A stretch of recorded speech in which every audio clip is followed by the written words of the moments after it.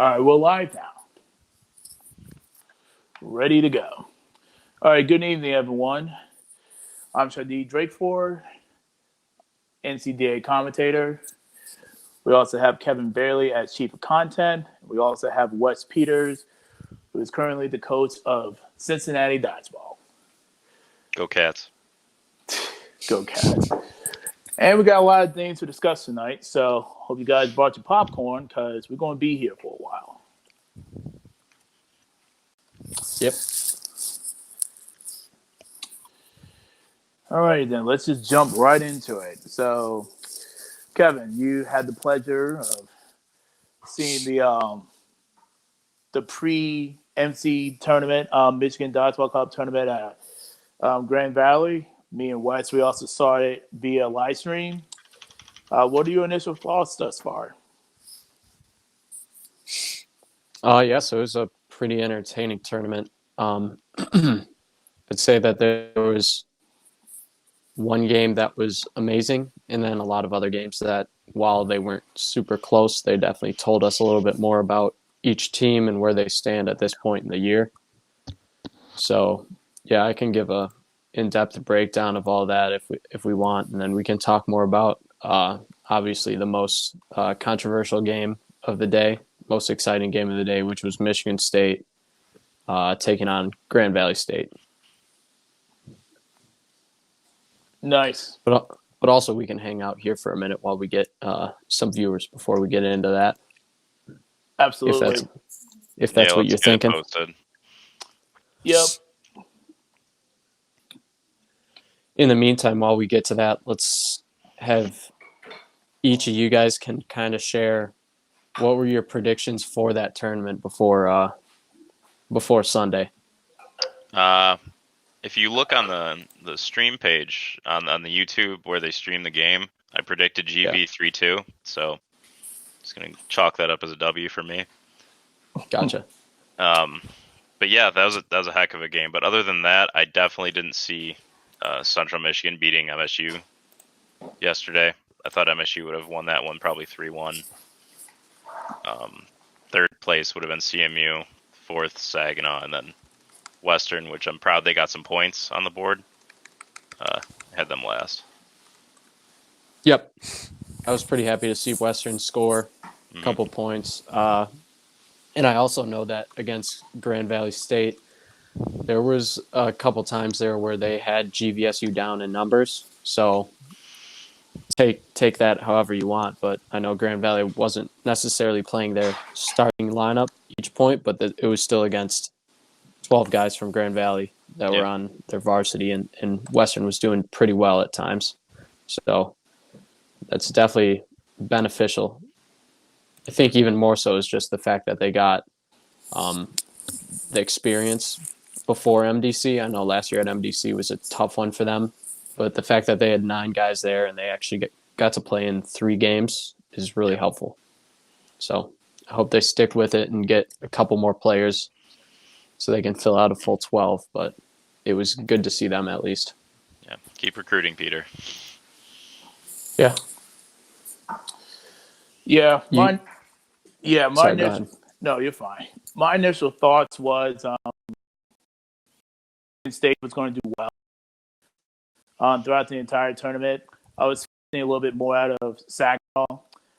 Was actually expecting Central Michigan to be a little bit of inconsistency, and then GV going undefeated, and obviously Western Michigan going undefeated in the losing direction.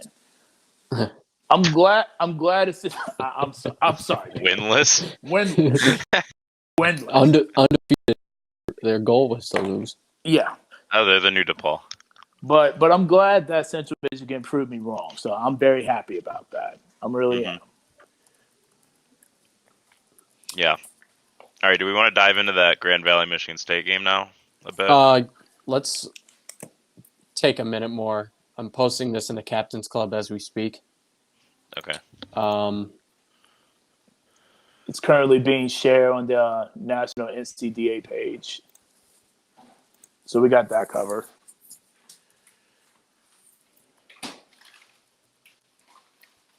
Yeah, so I guess Shadid, if you want to give like a quick rundown of the topics that we're going to discuss in this podcast for the viewers that we do have here so far, go ahead and do that real quick, just so they know what to expect, and then we'll dive into the Michigan thing in a few minutes here.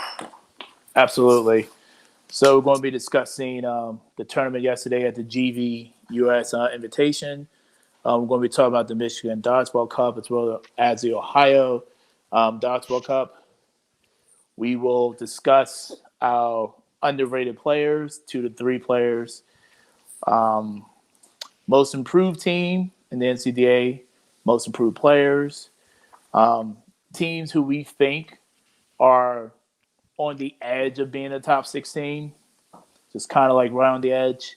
Our championship picks, teams most likely to win a championship in the next decade. I'll do a little breakdown of the streaming plans for this semester, who's going to the Ohio tournament, and discussion of the Beast tournament. Love it. Love it.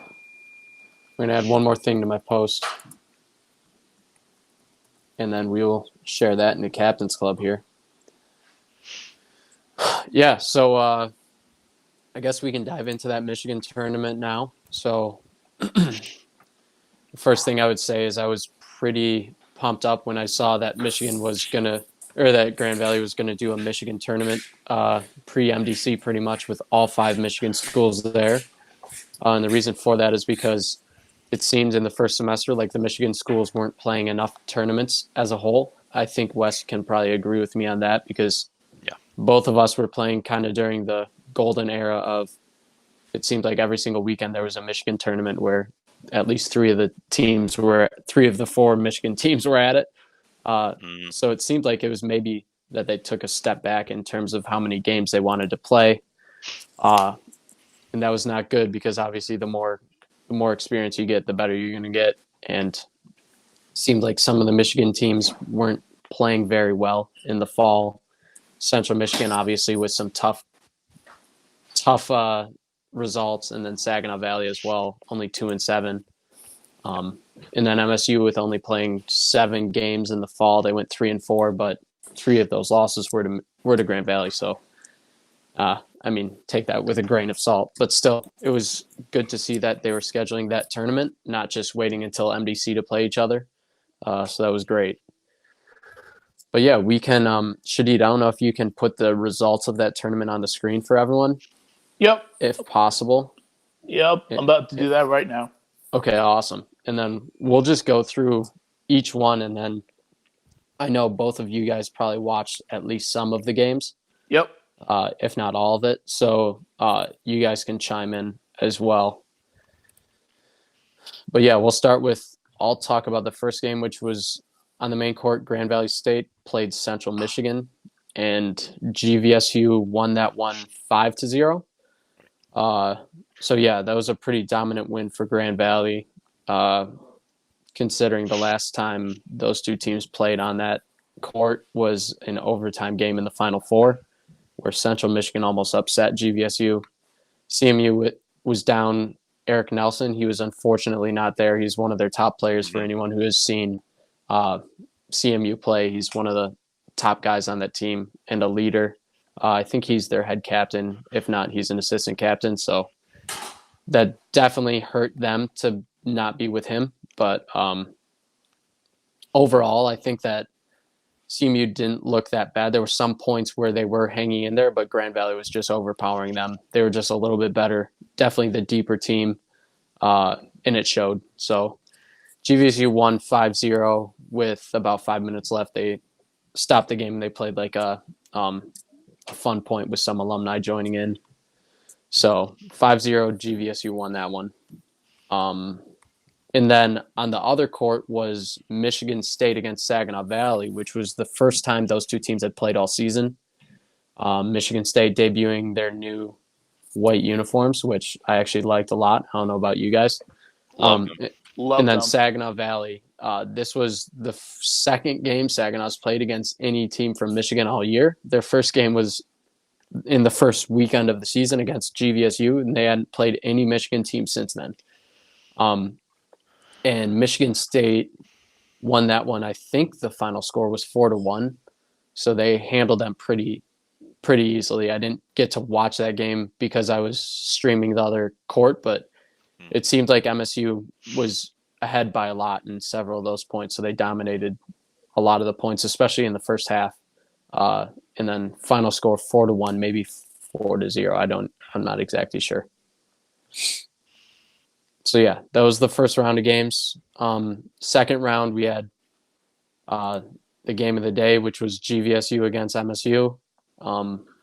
Wes, you saw that whole game, right? What are your initial thoughts on that one? Well, we'll save the ending for a minute, but overall, I was incredibly pleased with how well MSU played. Yeah. I don't know if a lot of our viewers are familiar with the Elite/USA Dodgeball Premier Tour format, 6-on-6. You see a lot of teams doing the huddling thing and talking behind balls between coordinating throws and all that. Yep. So it was really interesting to see MSU put that strategy into place. So credits to Coach Peyton and Coach Kevin Wynn, whichever one of you guys came up with that, I assume.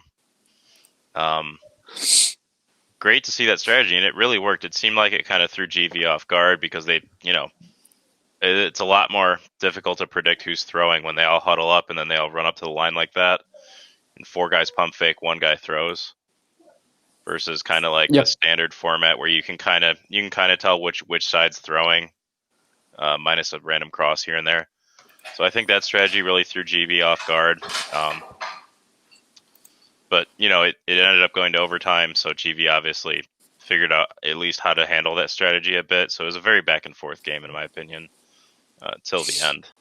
Yeah, so a couple GVSU won that first point. Looked like just a normal point for Grand Valley. And then in that second point, Michigan State did such a good job they took out like 3 or 4 of GVSU's overtime 6 and had them buried in the outline. Or not, they didn't have them buried. They had them as the first 4 in the outline. Mm-hmm. But they didn't throw catches after that. And they kept, I think they threw 1 catch the whole point. So they kept those guys in the outline. And Jacob Georges just took over the game in that second point. And he also did that in I think it was the third point, the first point of the second half. Yeah. So he was throwing the ball really hard. And he wasn't the only one from that team that was playing well, but he was definitely a standout. I think he was the best player at the tournament, actually. But yeah, Michigan State, they looked far more composed than they have in the past. They were able to be a little bit better at handling adversity, where in the past you might see them fold. And they were able to take that point in the first half, tie the game. And then to start the second half, they played really well. They did the same thing. They took out some of GVSU's top players and then sort of controlled the pace of the game from there. And they got that point, took a 2-1 lead. And then GVSU looked like that point where they tied it back up 2-2, GVSU looked unstoppable. It looked like Grand Valley dodgeball. It looked like the type of team that should win nationals, but obviously that wasn't the whole story of the game. So Grand Valley tied it 2-2. They looked really good in that point, and then obviously all the drama ensued with the next point. So.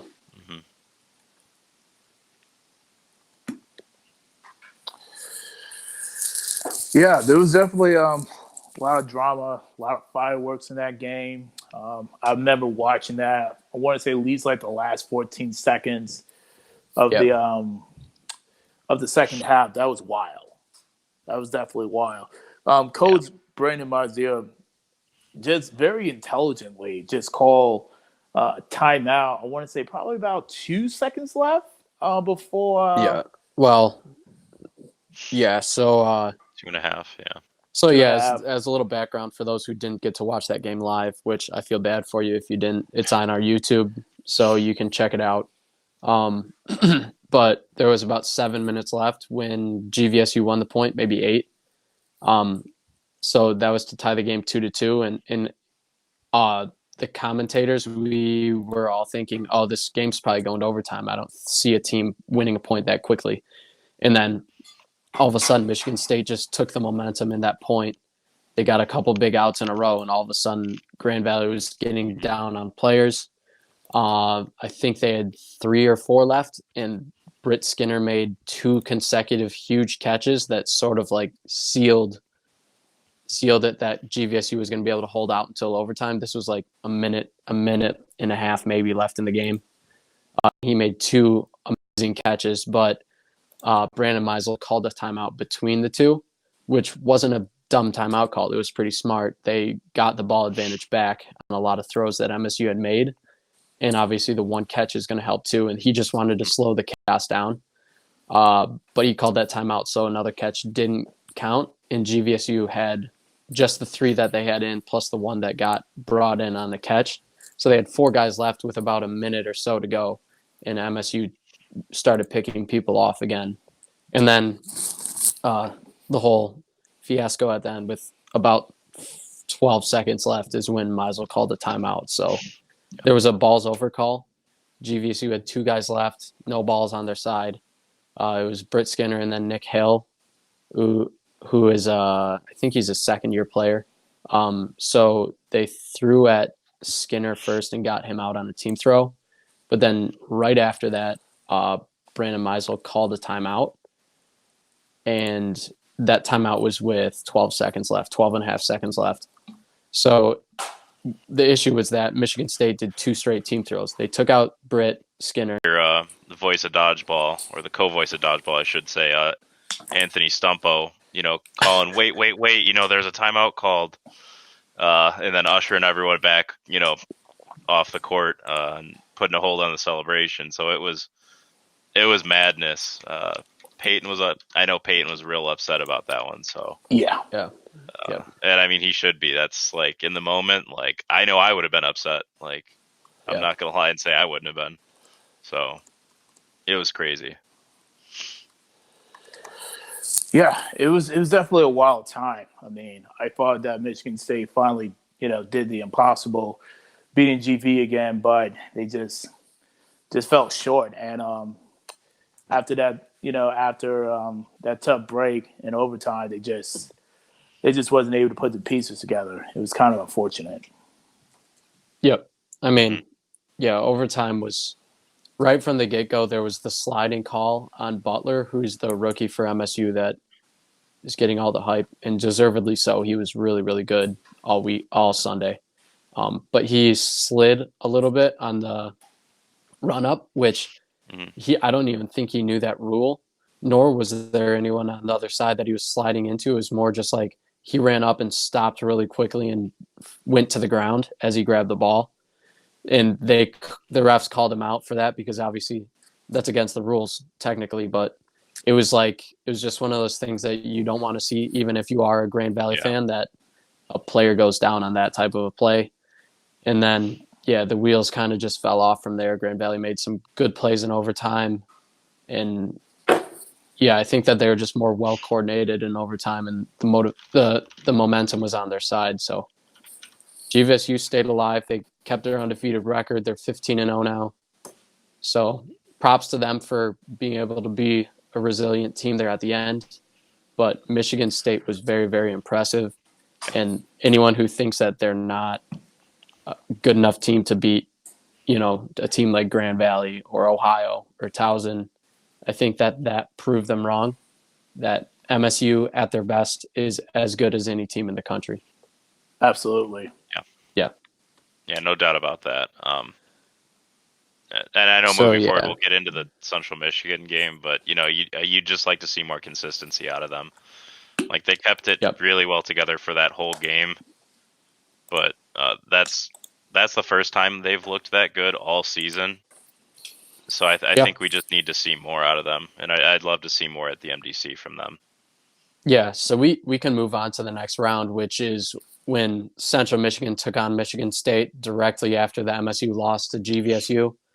And back to what Wes was alluding to there is that, Michigan State definitely no consistency at all. They went from almost beating the number 1 team in the country to losing in blowout fashion to Central Michigan in a down year for CMU. So that's one thing where I know for me, at least, I know that there were some injuries for Michigan State, and obviously they're a little bit flat coming out and tired coming out of that last game. But you still need to be able to win that game. As we were saying on the stream, the commentary, we were saying it's a really important game for them to win. With Central Michigan ranked 7th, Michigan State ranked 5th. That's the type of game where it's really going to swing your rankings if you end up losing to them. And that's what happened. CMU won the game. They're up to number 5 in the country now, and MSU's down all the way to number 7, which is doing them no favors when it comes to nationals and the seeding that they're going to end up getting. So, Is CMU 5 or 6? I remember there was some. So they were 6, but then it was like they were very close to getting 5th, and they still had to play Western Michigan. Oh, I so see. that the win over Western just bumped them up a little bit more, got them to 5th. Gotcha. So Yeah, I mean, it's hard to come out after an emotional loss like that to Grand Valley and want to keep playing. Frankly, I get it, and I know they had a litany of injuries, which kind of limited their capabilities, certainly offensively. yeah, But you've got to find a way to come out and just play through that game, even if you're playing every rookie you've got on the roster there. Like, I'm sorry, I'm the biggest, I'm a homer for both these teams, both my alma maters, but in my opinion, there's no circumstance there where, especially with CMU missing Eric Nelson, where MSU loses to them. They just proved it against Grand Valley. They're definitely the better team than Central Michigan. I was just flabbergasted that they came out and just had no interest in playing whatsoever, injuries or not. And it's go ahead. Sorry, it's just absolutely crazy because several people on the content team, myself included, we've been praising Michigan State having a strong rookie class. I mean, Kevin, you even said it yourself. Past 3 years, like either top 3rd, top 2nd, top 1st rookie class. And so at some point, we're thinking to ourselves like, okay, like you guys definitely have the talent, you have the tools. Now we need to see y'all come into fruition, especially after a tough loss, because you're not going to get all the calls. You're not going to get everything go your way. So we need to see how you're going to respond after a difficult loss. And I even hate saying this on the broadcast because I really want Michigan State to be successful. But when their emotions are high and they're doing well, they're great.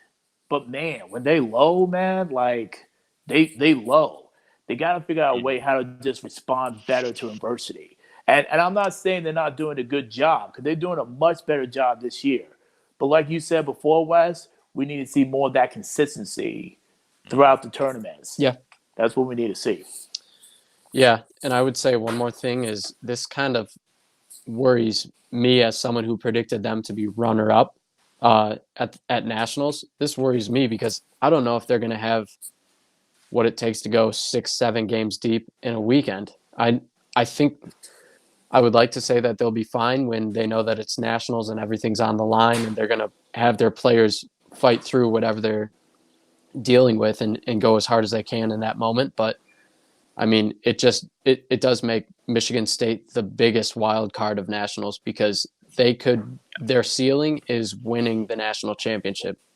I would say their ceiling is winning the national championship game in a blowout if they play as perfectly well. But their lowest level that they could go is they could lose in like the first round or second round just because of how inconsistent they've been. Mm-hmm. But again, I know that it was a bit. We'll get into Central Michigan in a minute because CMU played amazing in that game as well. This wasn't just MSU laying down. CMU played great. But my last thought on Michigan State, and you guys can each have yours as well, but I would say this weekend still proved to me that they have what it takes to be the best team in the country, even though they did fail to bring their A game against CMU. This team has the potential. So I think Shadid froze. yeah, it looks like it. I don't know if we're still live, but I'll keep going. Oh yeah, he's gone. Does that mean we're still live? I think we probably are. I think he'll All right, I'm gonna just keep jump going. back in. Yeah, I definitely don't mean to take anything away from Central Michigan. I definitely did in my previous statement. But But yeah, they played really well. But you definitely want to see more out of Michigan State. I agree wholeheartedly, Kevin. Like yesterday, they proved it. When they are at their best, I don't think if they could play the way they did in the almost 3 points they took against Grand Valley for an entire game, I think that's an absolute blowout. Like, they're definitely the most talented team in the league, in my opinion. Just sheer talent, and it definitely seems like they have the communication and overall strategy to hang, if not beat up on other top tier teams in the league. Yeah. So I think it just boils down to consistency for me. I know there were injuries, but still, Also, it's hard to they're turn it like, on like that at nationals. yeah, definitely. You've got to prove that before nationals. But another thing is they're a super young team. Like, we were looking at their roster, up and down their roster, and you see freshman, sophomore, freshman, junior, freshman, sophomore, sophomore. Like, they're a super young team still. So, I mean, the future is bright for them, but we've been around the league for long enough. We see the potential in them to be a national title contender. So that's why we're sort of hard on them, I guess. Mm-hmm. Yeah, I agree. So, Shadi, do you have any final thoughts on MSU? They're going to be fine. In all seriousness, they're going to be fine. I know we're a little harsh on them because, like we said, we want them to make a deep run. We've seen the progression. Nationals at VCU, Elite Eight, last year, Final Four. So it's only making sense. It only makes sense for them to go all the way, at least to the championship game. That's why we're so hard on them because we know what they're capable of doing. Now we just need to see it come into full fruition. Yeah, and listen, like I know that the Grand Valley alumni that were in attendance, I know that we weren't exactly thrilled with the way Grand Valley played either, letting it get to overtime against MSU. Like, we see potential in that team to be the national champs as well, and we just want to see them. That was sort of like a wake-up call for them, and we're excited to see them get better from here. But it's the same thing. When you have a team that is that good, you're going to expect them to continue to improve. And I know that we have high expectations for both Michigan State and Grand Valley moving forward, that they're going to get better and they're going to play consistently well every time they are on the court. So, yeah, absolutely. Yeah. So anyway, we can move to CMU. And we talked about their game against GVSU, not their best outing, but against Michigan State, that was their most complete game of the season, if you ask me. In Michigan State, while they were maybe a little bit flat, CMU played that game as well as I could have expected them to play. So, they blew our expectations away, I think, in that game. I thought, after watching MSU damn near beat GV, there's no way CMU is going to hang with them. But, they got ball control off the rush, and then they, parked the bus at half court, and MSU had no interest in pushing them back. So they just picked them off one by one. Yeah, I'm really proud of CMU because, like I mentioned earlier, I didn't really think. I thought it was going to be like the third best team. I didn't really give them much of a fight chance against MSU. Granted that MSU have beaten them every time they play last semester, but they saw MSU kind of wounded. It was like, hey, this is our opportunity. Get some points, get some experience, get some confidence, especially after they played Cincy back at the No Fear Invitation. And yeah, I know Wes. Like I know too soon. I know too soon, Wes. Too soon. But no, I'm just really proud of Kyle the Gun Garner putting in that good work along with the rest of his teammates, making tough catches and really just imposing their will against the Spartans. But I'm pretty sure that the Spartans going to be looking at CMU as like, hey, we can't allow this happen again. We'll be ready for y'all in 2 weeks. So I'm looking forward to that game. Yeah. Yeah, and you know what? That tells me that CMU can get second place at MDC. Like, they're that good of a team. It's not like they're the clear third best team in Michigan. Right. And also, like, people are counting them out. Did anyone predict them to make the Final Four? Nah. 0 people on the content team picked them to make the Final Four. They just beat Michigan State handily. if they can play that type of game in the quarterfinals against whoever they end up matched up with, it's going to be good news for them. So yeah, but they had a lot of standouts. I don't know if you guys watched that full game and had some players that you would want to shout out. Barry. But they go ahead. Are we talking about CMU, as an overall or CMU? Central. Oh, no, actually, I'm not familiar with all the names on CMU, honestly. Oh, okay. I know who I want to shout out for MSU. Oh, okay. Well, go ahead. Oh, Well, here, how about Barry. this? We Number 11. can go through like Get the stud. list a handful of players from the tournament that you think were standouts, whether it was just the top 6 players or just people that you think deserve recognition. Mm-hmm. And I'll do the same. All right. I mean, for the winning team, or for GV, I'll just say Nolan Stanko and Ben Smart. I'll take the 2 easy ones there. I mean, they played as well as GV needed them to play all day. I know Ben's got a litany of injuries right now that he's playing through. So the kid's a warrior. Like, I know you, like, what you, Tony, and Dylan all made him like sit out the rest of like the Saginaw game, from what I heard. Yeah. Just because he was so injured and he just wanted to keep playing. So the kid's a warrior, and when you need a big kill from him, Ben Smart's your guy, honestly. For MSU, I'll shout out. I don't know his last name, but Barry is his last name. Oh, Brian Butler. Yeah, Barry Butler. That kid's a stud. I mean, my opinion, he's probably rookie of the year right now, like no doubt. Yeah, that's all I've got so far. Yeah, I would. Britt Skinner played really well for GVSU. They had so many guys play well. I would also say, for Grand Valley, what's his name? Tyler Peach, a rookie. Mm-hmm. I don't think that he's as good as Butler, especially right now. Butler's done, like, he's such a good thrower for MSU already. But Tyler Peach for GVSU was often a last man standing for them. And he just understands the game and does a really good job in his role. So he's another guy that I think deserves a shout out. And then Coda Gallagher, who was one of their overtime roster players. He's someone that he's one of their better throwers, and he doesn't get the recognition that he deserves. So he's someone to keep an eye on.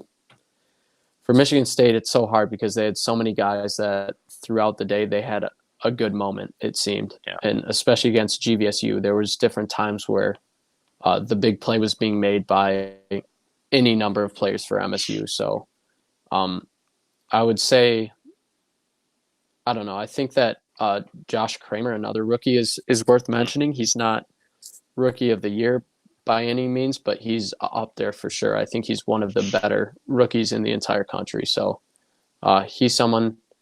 And then for Central Michigan, they had a lot of guys that stood out to me. So Imbergia, what's his first name? Yeah, I'm pulling up the sheet right now, so give me a second. Yeah. And then Scott Imbergia. Yeah. Austin, I mean, Stumpo told me that his last name was pronounced Greeno or something like that. Greeno, Austin Greeno.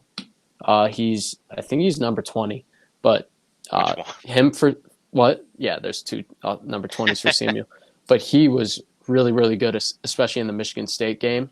So he's someone. And then Jared Brown did a really good job in his role. Again, he's the guy that sort of mans the middle for CMU, and he had a good day as well. So I think all of those guys, Central Michigan looked better than they have in any of the past tournaments I've seen them in. So yeah. And then Saginaw Valley, Jake Bruce was the one that all the different commentators mentioned as one of the better players.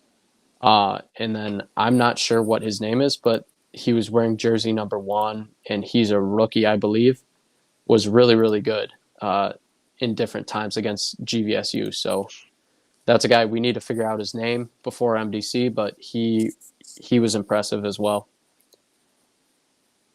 So, but yeah, I don't know how much longer. I mean, they didn't have jerseys anyway, That's true. but Yeah. there was one guy for Western that made uh, a suicide kill. So GVSU did a suicide on him, and he just stood there squared up and made the catch. And there was just a few players for Western that looked like they were playing confident whenever I looked over there to watch just bits and pieces of their game. So, but yeah, I don't have names or numbers for them at the moment. So, do we want to move on past this tournament? Talk Yeah, about we've some spent a lot Ohio of time on teams. this one. Yeah, we really have spent too long on it. We got to move forward. It's fine. Yeah. Do we want to preview the John Better's Bobcat, Bonanza? Oh yeah, let me go ahead and pull that up real quick. I mean, you guys can keep talking. I'm just going to pull it up on my screen. So. Oh, okay, All yeah, right. yeah. Yeah, so that's enough of the Michigan region. Let's talk about other regions here for a bit.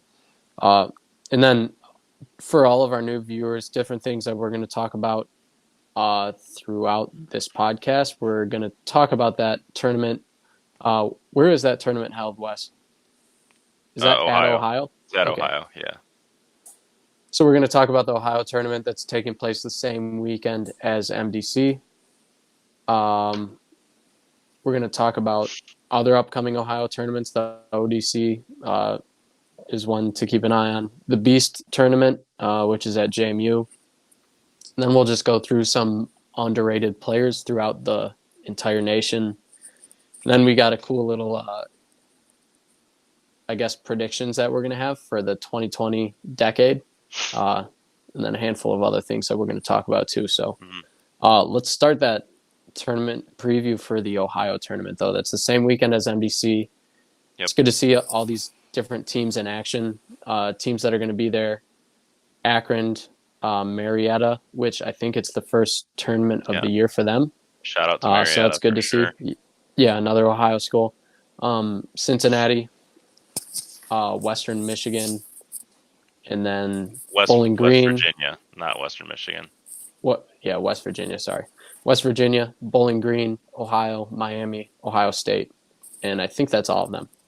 But a good group of teams, and there's going to be some fun games. Yeah. So just looking at the schedule, I could definitely say that Court 3 is going to be Court 2. My apologies. Court 2 is definitely going to be probably like the premier games. See a matchup against Ohio versus Miami, Ohio versus Ohio State, Bowling Green versus Miami, then Ohio versus the Bearcats. So that's definitely going to be the court to watch, although there's definitely some other good games on the other two courts. Yeah, I mean, I for one can't wait to watch and ref Ohio Miami. I think that'll be a good test of where both these teams are at this point in the season. Ohio's coming in undefeated, and they've beaten. I think it was at the first tournament of the year. They beat Miami 5-2, from what I remember. So a pretty handed victory there. But I think Miami's gotten a lot better since then. They took GV to overtime at Ohio's previous tournament. Yep. So I think that game will be a lot closer. It might go to overtime. You never know. So I think that's obviously the premier game of the day. OSU Miami, OSU Ohio. I'd like to see how Ohio State comes out of the break too. I know they've been practicing for almost a full month now this semester already. So they should definitely be ready to go for this one. I think those are the big big matches of the day. Yeah, I would have loved to. I think that Cincinnati against West Virginia. Jeez, Show some I think respect. that's a game that would be awesome to see on a stream. And I know we're guilty of this in the Michigan region, but seems like the stream court always goes to the best two teams, or the matchup between the combination of the best two teams each round, where it's great to see teams like West Virginia and then Cincinnati, who are up and coming teams. I want to see those two teams face off. And West Virginia is no joke. Like they almost took down Maryland, was it? Mm-hmm. Or was it? They went to overtime with them. Virginia. Yeah. So it was Maryland that they went. It was like 5-4 or something and it was one of the more exciting games of the season. So they're definitely a legitimate team. And then Cincinnati, obviously, Wes knows more about them than I do, but they're another team that's on the come up and has really improved throughout the year, and since last year especially. Yeah, absolutely. I'm looking forward to seeing Marietta play. I've never gotten to see them play in person before. I know they went to a tournament or two last year, but it'll be interesting to see them and how many guys they have. How if they're all pinching. I honestly don't know what their skill level is at all. I'm just pretty pumped that they're going to be playing games. Yep. So we're going to run through picks real quick, or do we want to stay away from picks? Yeah, let's do it. Oh, here we go. All right. Just we can go court by court. Yeah. All right, we'll start court 1. We'll do Akron Marietta. I think Akron will take that one. Obviously, Marietta's first tournament of the season, first match of the season. Jacob Weber, he's an All-American caliber player, in my opinion, like no doubt. Yep. Yeah. I think he'll have Akron ready to go for that one. Yeah, I would say Akron as well. Yeah, I'm taking Akron. Probably like 3-0, 4-0. Yeah. UC West Virginia. I'll stay away from making picks for my own team here. I'm going to be a little biased there, so I'll let you guys pick those. Fair enough. I think that this will be an awesome game. I'm going to go Cincinnati 4-3. Dang.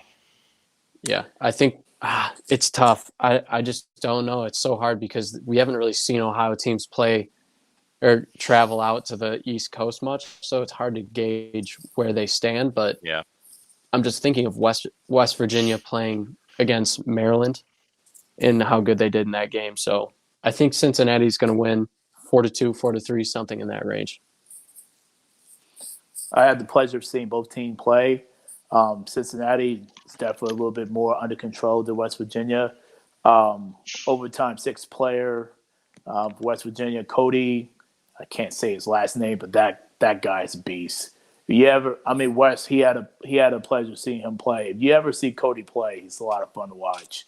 Who is Cody? Cody. I think it's Corey. Corey Naziad. Yep, that's my guy. And they play fast. They play really, really fast. They're fun to watch. But I feel like Cincinnati's going to pull through. Score is probably going to be like 4-2. So that's what I'm looking at. Gotcha. I'm nervous about that game, honestly, because like you guys said, we've never seen them play in person, or I've watched a little bit of film of them now to prepare, but like other than like them playing, I know they play fast from what I saw, but yeah, I don't know what to expect, how we're going to react to that kind of pace. It'll be an interesting game to coach and see, so I'm excited. Yeah. Now they start making catches on y'all in trouble. I'm just going to tell you that much right now. All right. Let's keep going. We're falling behind here. Yeah, we gotta go rapid fire here. Yeah, UC Akron. You guys go ahead. We're 0-2 against Akron so far this year, I will say. Yeah, I was about to say I don't think you guys had beaten them, but I'm gonna go hot take and say that you guys get your signature wins so far this year and beat them 3-2 overtime. Dang. It's funny. I was just about to say overtime too because I wanted an overtime game. I'll probably, I'll go 3-2 as well. Dang. Who? Love the votes of confidence here. That's a good point. I mean, hey, everyone does love overtime, so I'm there with you. I'll give Akron the edge on this game. All right. Marietta Bowling Green. I'm going to take Bowling Green. Far more experienced team again. Yep. It'll be the end of the day too for this round. So Marietta's going to be, young team. They'll probably be out of gas, honestly. I think BG wins this one easily. Same thing. Yeah. Give me Bowling Green 4-1. Yeah, Owen Stills coming back. I like this. Yeah, I'll take Bowling. No, go ahead. I'll make it 5-0. That's what I was going to say. I'll say 5-0 also. Going to court 2, start of the day. Ohio, Miami. I'm reffing, so I'm not going to make a pick here. I don't want anyone accusing me right now of any bias. So, Kevin, go ahead. Oof. This one, I am so tempted to pick Miami, but Ohio hasn't lost a game this year. and until they prove otherwise, I don't know if you can really pick against an undefeated team. So I'm gonna say, man, this is tough because I also have Mhm. so much faith in Miami's overtime 6. I'll say this: I think if Miami can get it to overtime, not to discount Ohio's top players, I know that they have some really, really good players, Sure. and yeah, it's tough. If Miami can get it to overtime, Miami will win the game. But I'm going to say 3-2 Ohio wins in regulation. They're just too good of a team when it comes to teamwork. They just play too well together when they have all 12 on the court. I Mhm. think that they're going to pull Yeah. out the win. Yeah, they might be the most disciplined team in the league, honestly. Sure. Without question. Shade. Both teams are fun to watch. Ohio, they really pride themselves in teamwork. Miami, they got Tom Moran. They also got a freshman. I forgot your name already, sir. My apologies. But overtime 6 player with the glasses, slipping and Okay. sliding. That I know kid who you're is, talking about. Yeah, yep, that guy is a beast. he's a Um, freshman. yes, he is. Wow, he might be in the rookie of the year conversation too. Honestly, I didn't know he's a Oh, freshman. geez. Yeah, He's good. He's he's, real tough to get out. Like he yeah, draws a ton of attention. yeah, Wow. See, now I'm excited to go to war and actually get to see these teams in person. Yeah. yeah, as you should. I'm going to say this game's going to go into overtime. But I still feel like Miami is going to win. But the score is going to be much closer. It's going to be 2-1. Ooh, 2-1 OT. low scoring game. Okay. Yeah, these Wow. two teams are really good at figuring each other out. So I feel like they're going to kind of slow it down a bit. Gotcha. All right, we got mixed views here. All right. All right. Next round's Ohio State. I think Ohio is the better team here right at this point in time. I don't want to discount Ohio State because they have shown a vast amount of improvement so far this season from last.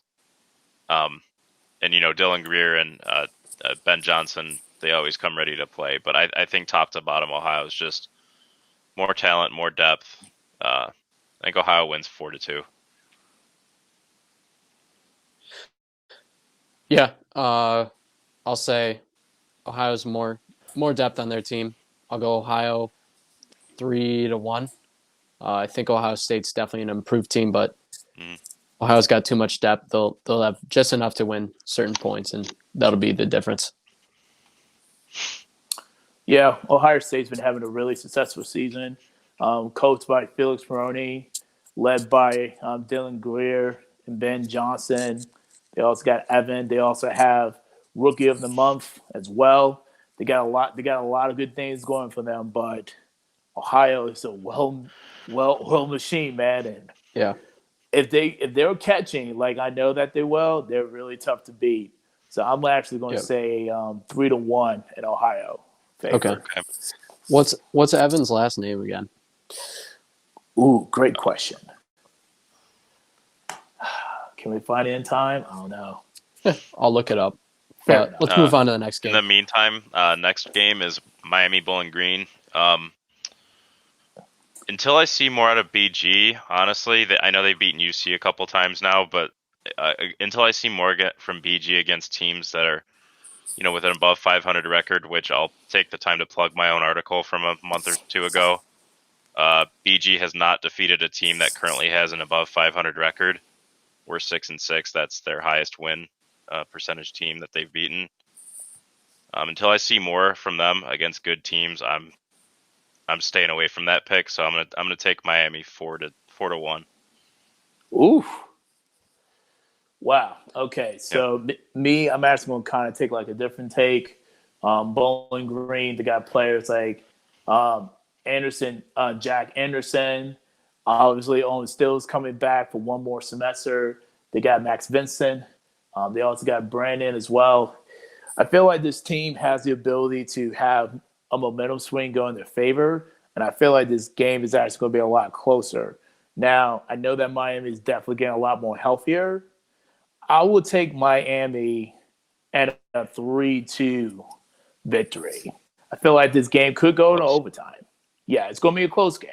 Yeah, if BG makes a lot of catches, they're never going to be out of the game. That's been their calling card for half a decade now, at least. So if they make catches, they'll definitely keep it close, and it won't be 4-1 like I just said. So it depends on that, really. His last name's Evan Lukart. Okay. Yeah.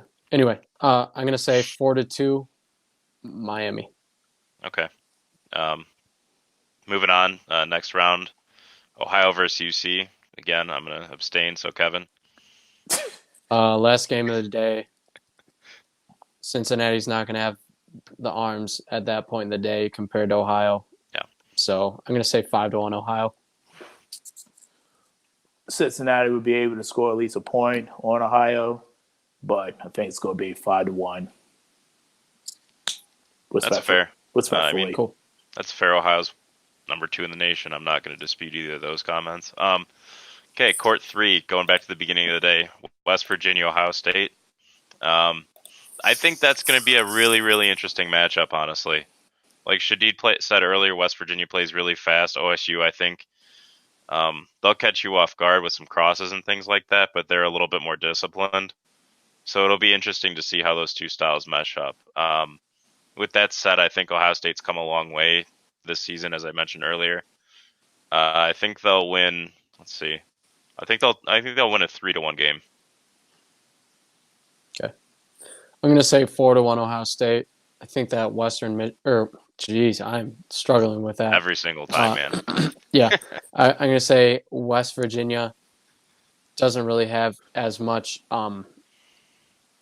like communication on the court, and they can't slow it down as much when they need to, where Ohio State's going to take advantage of that. I think that Ohio State is the more disciplined team. So 4-1. I'm pretty sure that West Virginia is going to play pretty well at this tournament. Unfortunately, their first opponent is against Ohio State, and this is a team that's on the rise up, and I feel like the score is actually going to be 4-0 for the Buckeyes. Oof. Listen, that one. Listen, I really want West Virginia to do well, but you got too many players on Ohio State that play an elite now USA dodgeball. That experience is going to come in big. That's fair. Early on, so that's why the score is going to be 4-0. That's fair. Tough first game of the day could be tough. BGSU Akron. That's a close game, I think. Honestly, that go either way. I'm saying either way it goes to overtime. I'll give the slight edge to. I think Bowling Green will get their first win against an above 500 team here. I'll say BG. Ooh, interesting stat to pull out there, especially considering they beat Michigan State, and you're just gonna leave that out. Right? They're not an above 500 team, are they? I understand that, but they did beat Michigan State. Yeah, that's fair. I'm gonna say Bowling Green 4-2 or 3-2, something like that. Depends on how well Jacob Weber plays. I mean, I know he's going to play big regardless, but if he feels like he's going to try to carry the team, which he's more than capable of doing, this game could be way closer than what a lot of people think. But unfortunately, I feel like with Owen Stills coming back and the rest of his guys, BG should easily win this game. And I'm probably going to say 4-1 to BG. That's fair. All right, West Virginia Marietta. Be another interesting game. Again, we don't know a whole lot about Marietta at all, so it's tough to pick them. I'll take West Virginia here. I think Corey will just be overpowering against a team like this. I'll say 4-1. Yeah, I'll say West Virginia as well. Give me 5-1. I'll take West Virginia 4-1. All right. Last game of the bracket here for us on court 3. OSU Miami. I think Miami beaten them earlier in the season. Yeah, because Miami's only lost. No, yeah. So Miami holds a victory against OSU so far this year, and went to overtime, think right now. Yeah, it was a very close game. But I think they're the better team overall, and I think they'll prove it here. But it'll be close. I think it'll be 3-2. I don't mind that. I'm also very excited to see how this one goes.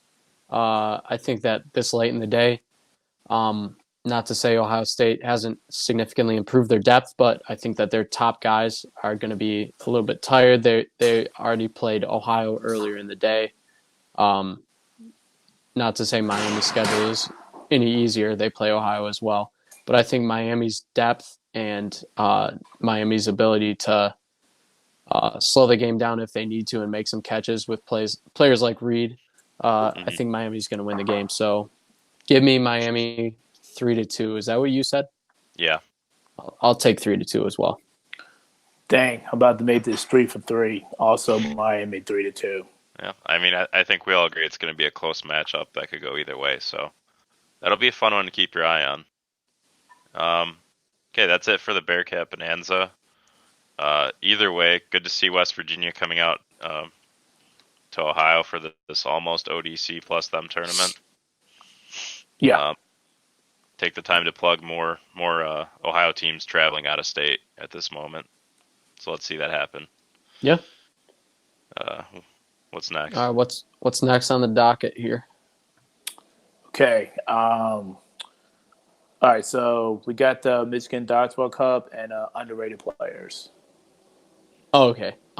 We can skip MDC right now since we already talked so much about those teams. We basically previewed the MDC. Guys. Yeah, that's fine. No, I'm good with that. Yeah, so let's do. Are we gonna do the rapid fire? You have 1 minute to give as many as much info about underrated players as you can. Yeah, we can do that. I can actually start the timer now if you want me to. Hey, let's do it. Who wants to go first? I can go first if you want. You go first. I want to see how this format goes. So. This is going to be fun. Is the clock going to be on the screen for me or what? If you wanted to, we can do that. No, I'll just say go and cut them. Just say go and stop. Yeah, that's fine. Yeah, cut me off. Ready, set, go. All right, underrated players. I'll start with Max Vincent from Bowling Green. He was my official pick when we did that staff pick a couple weeks ago. So Max Vincent, he was really good when Bowling Green played Michigan State, and I saw that game live. I don't think he gets the recognition he deserves. Nolan Stanko from Grand Valley. Honestly, could be in the MVP discussion if he played on a different team. Obviously, with Ben Smart getting all of the praise for Grand Valley, but he should be in the top 5 or 6 for the MVP discussion. I'm actually going to say Jacob Georges after this weekend. He also should be in the MVP discussion. He did amazing that game against GVSU. And then other than those guys, I don't really know who to pick. I would like to pick what's his name, Corey from West Virginia, just based on what I saw on stream. He looks like he could be All-American, but not enough people know of him. So nice. Is that a minute? That is a minute. Cool. Ooh. Oh, there it is. Yeah, there it is. Dang, I could have gave one more person. You could have. All right, who's up next? Wes? Yeah, I've got 3 guys. I don't know if it'll take a full minute, or maybe I'll just try and talk more about them. All right. Yeah, I can go. Yep. Say go. Yeah. Oh, go. Okay. I'll start with who I mentioned earlier from Akron, Jacob Weber. He's by far Akron's best player. He's their captain. My opinion, All-American player. Shout out to him. Transferring to UC next fall. Wow. So I'll plug that. So it's definitely a bit of a homer pick for me. But honestly, I think pound for pound, he's one of the top 12 most talented players in the league.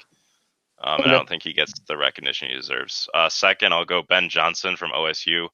A couple of years ago, I know he broke his arm. So last season, just coming back, he's getting it back together. This season, I think he's really got it together. Him and Dylan are the 2 best players on OSU, and it's no secret why OSU's as good of a team as they are this season.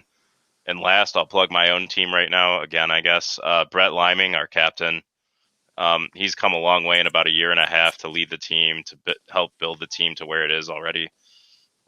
Great arm, good catcher, excellent leader on the court, and he has an amazing understanding of strategy and pretty much everything I've thrown at him, verbally and physically so far. So, yeah, those would be my 3. Nice. Cool. So my 3 picks, we got Maryland. We got Zach. A lot of people who don't know him, he plays for DMV Grizzlies, but it's currently my team. For those who've been following the NCAA, he's known for giving headshots to people. A lot of fun to watch. Next person up is going to be from Towson, Brandon Kirby. He's been the most consistent player from Towson. I know he had kind of a rough showing at the No Fear Invitation, but anytime they need to make a catch, make a play, make a stop, he's been the go-to guy. And then my third person would be Joe Barber from Saginaw.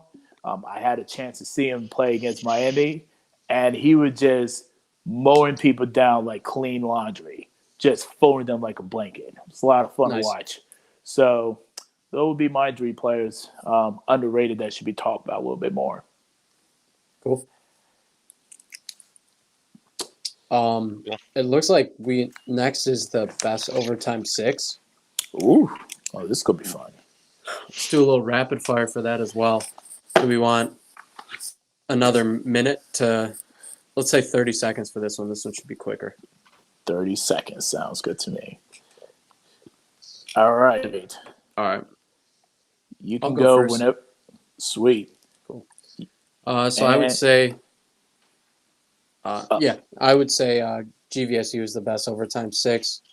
And I think that the way that they handled Michigan State sort of proves that. And I know that Miami almost beat them in that game, and that was so close. But GVSU just always finds the way to win clutch games like that. So I'm going to pick them. I'm going to give a shout out to Miami as another potential team, and then Michigan State. They've lost a few overtimes this year. They lost to Bowling Green. They lost to GVSU. But I think by the end of the year, as long as they're healthy, they're another team that could be in that discussion. All right. And Wes, you can go now. All right, I'm here to make the case for Miami and Ohio. So thanks for segueing me in, Kevin. I'll start with Miami. Tom Moran, enough said, notorious player. But anyway, head captain of Miami, Tom Tyberski, also dominant arm. Kevin Karotis, dominant arm. Then Reed Manger. Reed. Pound for pound, one of the best catchers in the league, and they almost beat GV in overtime. I think that overtime was like legit, like almost a 10-minute point. So I think by the end of the year, they'll be able to, hang with anyone. I think they already can. And then Ohio, I mean, they're undefeated. It's tough to bet against them at this point in time. With Noah Orant, I think that's how you say your last name. Sorry, Noah. Catching pretty much everything. I know he did against Towson. Zach Howman, another very good overall player, great catcher. And then with arms like Jake Larson, Josh Warnicki, I think they're top to bottom as good as any team in the league, overtime 6. So, I think either of those teams can beat GV if they have the right day and, the right moment. Yeah. I think they're very strong, so. Yep, very quickly, I'm just going to say Grand Valley State University. You have Ben Smart, more likely going to be the MVP of the league. You also got Blake Cleffinger, solid player. You also got Alex as well, also another solid player. Don't forget about Josh Hill. He's going to be a problem. And, they just know how to win. They've been one of the most consistent teams of the year. And that's why I think they got the best team and the best overtime 6. Yeah, but I mean, it's boring to just pick GV, right? So. Yeah. I mean, you're not wrong. I'm just saying until someone proves me otherwise. Nah, that's a totally fair statement. I'm not disagreeing with you guys. I'm just here to make an argument for teams that aren't GV. So that's perfectly fine. I don't have a problem with that. Surprised no East Coast love from you, Shadid. That's man, off brand. Listen, man, I have to be an unbiased commentator. Okay, I can't just be like, oh yeah, JMU or Towson. You gotta show me. If you don't think they're that good, go ahead and say they're not that good, Shadid. Whoa! VCU I won didn't overtime against JMU. Whoa! I didn't say all that. Wes. Don't be putting words in my mouth. I just want to say an argument could be made that VCU has the best overtime 6 on the East Coast. That's true. No, they did beat JMU, right? So that's a very fair statement. You don't want to play VCU in an overtime game. It will not go well for you. as Central Michigan, Big yikes, dude. as Penn State. God. Didn't they win three overtime games at nationals? Dang. Yeah, first time that ever happened in I'm just telling you. NCAA history. Yeah, VCU is one of the. I know that they lost Wayne Short, but Mhm. tell me that's not one of the best overtime teams in the country, because Yeah, I think it is. At So. the top, they're pretty stacked. So it's a good team that's been a long time coming to get to the level that they're starting to reach. So Yeah, it's good to see. couldn't be happier for them. Looks like most improved teams is our next one. Yep. And we can go reverse order if we want. So Shadid, you first. Oh, sure. That's perfectly fine. First team that comes to mind, Cincinnati. As a lot of people already know, there was a first-year team last year. I think they only got like one win last year, if I'm not mistaken. That was against Georgia Southern University at Nationals. But since then, they've already got 6 wins already. That's 5 more than what they have already. And I feel like the ceiling for them is a lot higher than a lot of people think. So I'm really impressed by them, and I feel like they're going to continue to get better.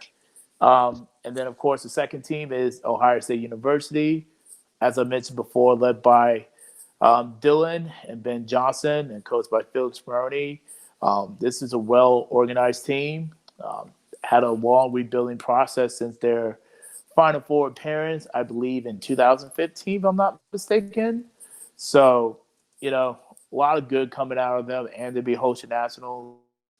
So, like I said, I couldn't be proud of these 2 Ohio teams.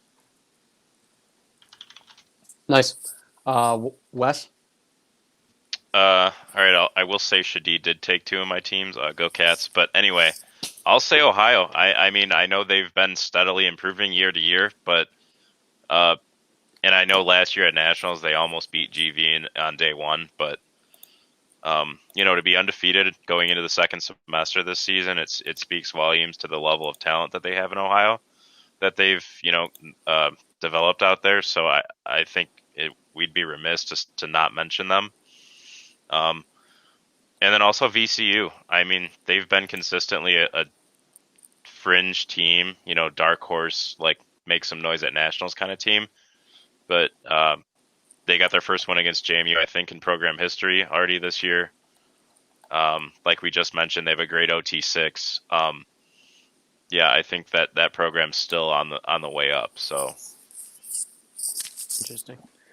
Yeah, so I mean, we kind of all had the same teams for this one. So I can't pick any of those, but I'll go outside of the box and I'll say West Virginia. I've done that every single time I've tried to say only West one Virginia. You gotten it right.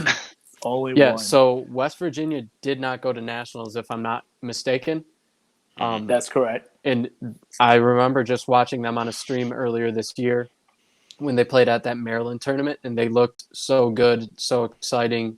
So that's the team that I would say is I am so excited to see how they do the rest of the year, especially at nationals. But that's my pick. So let's move on to the next thing. Most improved players is next, or did we already do that? We did underrated players, but I don't know. It's kind of a similar topic. Yeah. Yeah, so I also just got a message that said requesting to list the top 10 most hated players of the last decade. Jason Stein. Oh, boy. Yeah, I think he'd be at the top of the list, right? That's fair. I mean, we might be old, but he'd be number 1 for me. We don't forget. Anyway, so we don't have that one really worked out. We can think about that as we go here. Future podcast, yeah. Yeah, sure. Yeah. So what's the next topic that we had? We've got fringe top 16 and then championship bracket picks. We can reverse that order to keep it a little fresh if you want. Yep. Let's just mix those two in together. So I'm gonna pull up the rankings real quick, the standings. Okay. If someone doesn't have those pulled up, and let's just check out where people stand right now. So real quickly, for those that don't know, the NCDA is doing something different this year for nationals. In the past, every team was allowed to be in the same bracket with a chance to win the national title on day 2 of nationals. This year, we're mixing it up, and we're going to have only the top 16 teams in the official NCDA Gonzalez standings are allowed into that top bracket. So we're going to have a championship bracket for the top 16 and then a secondary bracket for any other teams, including JV teams that attend nationals to compete in. So we're going to talk real quick about teams that are fringe top 16 teams, teams that might be able to jump up into the top 16 before the final day of nationals and secure a spot in the top 16 bracket. So I'll go first. I'm not going to steal Wes's pick because I know exactly who it is. I mean, But I'm going to say North Georgia. That's a team. They're ranked 16th right now, just barely hanging on to that spot. But they are one of the teams that I think if they play a couple tournaments in the South, they're better than those teams in the South region. So they're going to be able to get points based off that. And depending on if they go up to, say, they go to the War tournament at Akron, maybe they go to another tournament, I think that they'll be able to handle teams that are a little bit lower than them in the rankings. And if they do so, they'll be able to stay in that top 16. Maybe they move up to 15, 14, something like that. So that's my pick. Shadid, you want to go ahead? Yeah, I'll go ahead.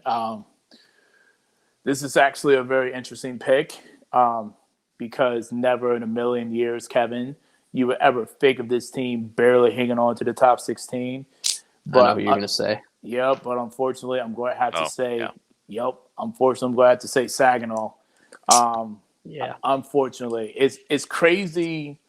It's absolutely crazy to think that VCU in 2018 they was in the Final Four playing against Grand Valley. The very next year, once again, Elite Eight playing against Grand Valley, and now they're fighting for their lives, quite literally. I know they're currently 13 right now, but they can find a way to change their fortune if, like you mentioned, they go to the War and win a couple of games. Or better yet, if you can win like one game against like a higher ranked Michigan team, Yeah. Central Michigan, or even Michigan State, you can just win one game.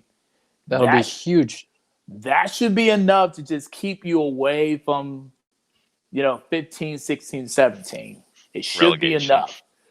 I mean, I'm just saying, man, like it's crazy to think that the Cardinals may not even get to a seat at the table. But it's literally do or die time for them right now. Yeah. Let alone win a first round matchup at Dylan Fettig. I've got a bet with him. But anyway, man. Yeah. Yeah, some good picks there. Whoa, you're betting money? I thought that was allowed.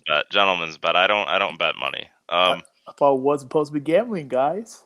I don't gamble. It's a gentleman's bet. Okay. Anyway, all right. I'll fly in for the homer pick here. Even though I've got several other teams I could easily choose from here, like West Virginia, UVA, UK, Cleveland State. But yeah, I'll go with my Bearcats. Obviously, I think we're poised to have a really strong second half of the season.